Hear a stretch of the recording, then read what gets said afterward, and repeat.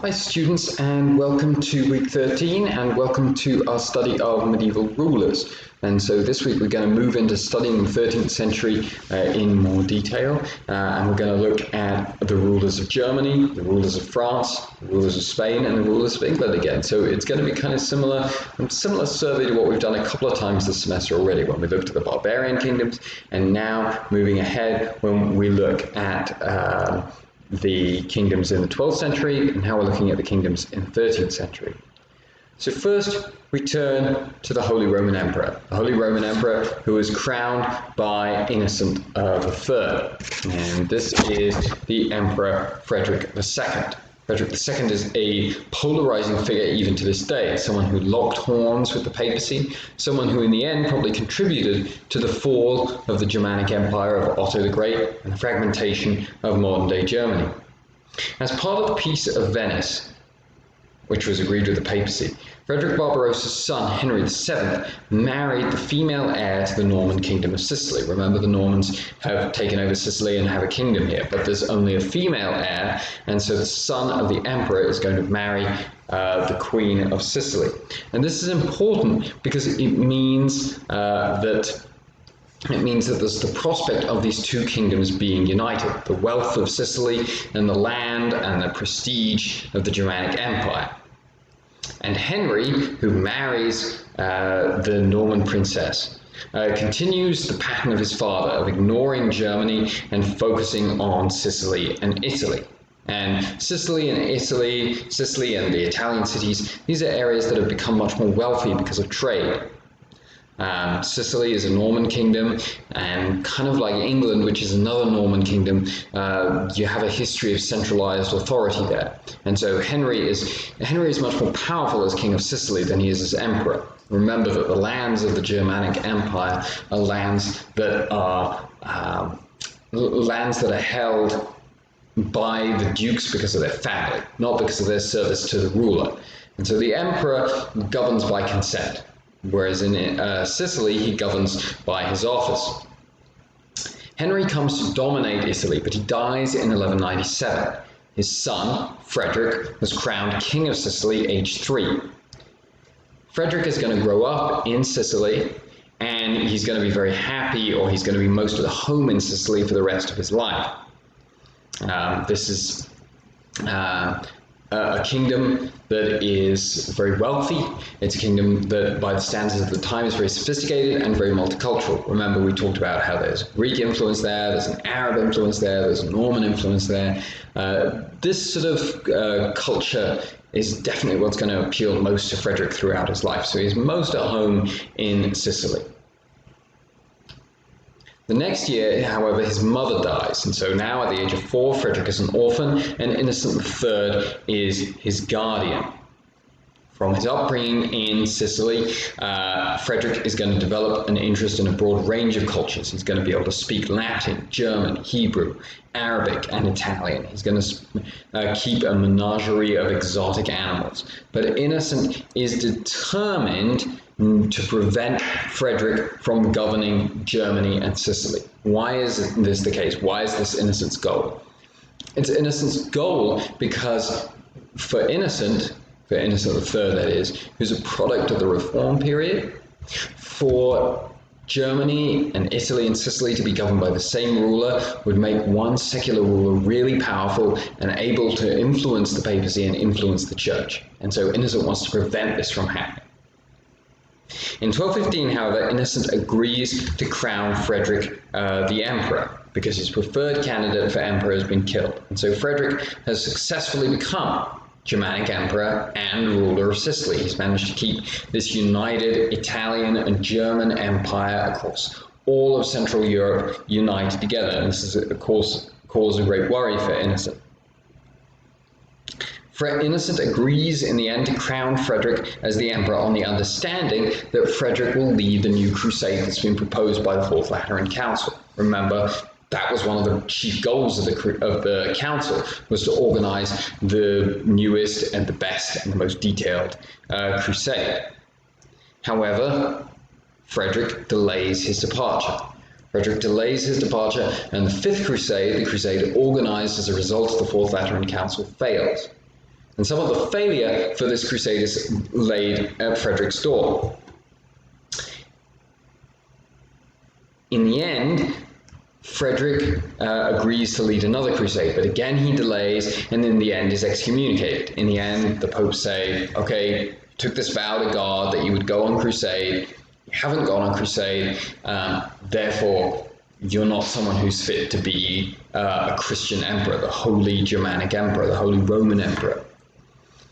After he's excommunicated, Frederick launches a crusading expedition anyway.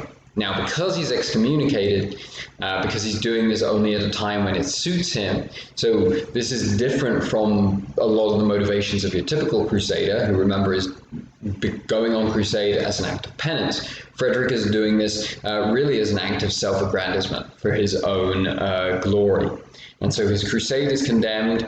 He arrives in the Holy Land. He agrees a treaty with the local Muslim ruler, and this enables him to be crowned king of Jerusalem, but in return all the defenses of the city are destroyed.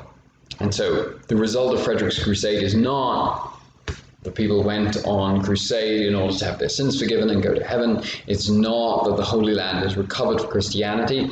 It's the meaning of Frederick's crusade is that Frederick receives a title, and that the defense and protection of Christians in the Holy Land is actually weakened.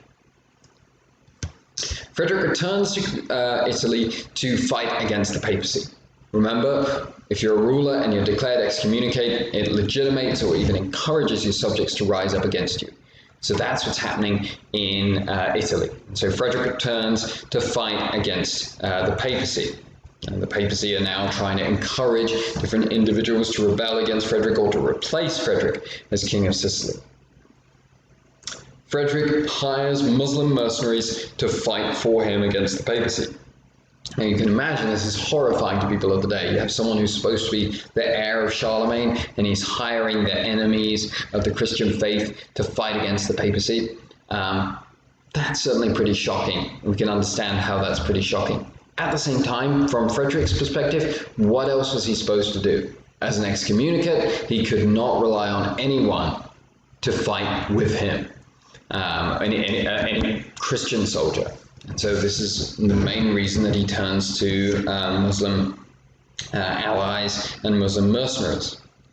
At 1245, he is declared excommunicated again and also deposed. Frederick is going to die in 1250, and by the time of his death, the independent cities in Italy have gradually turned against Frederick.